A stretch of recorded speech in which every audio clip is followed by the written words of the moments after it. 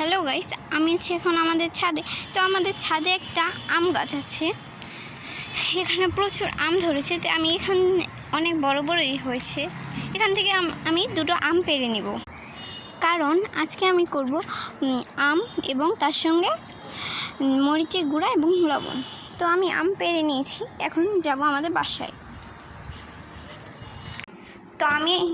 তো আমি আছি এখন আমাদের বাসায়। তো আমগুলো এখন আমি ধুয়ে কেটে নেব।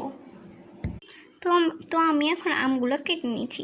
এখন আমি তৈরি করব হচ্ছে মরিচের গুঁড়া এবং লবণ।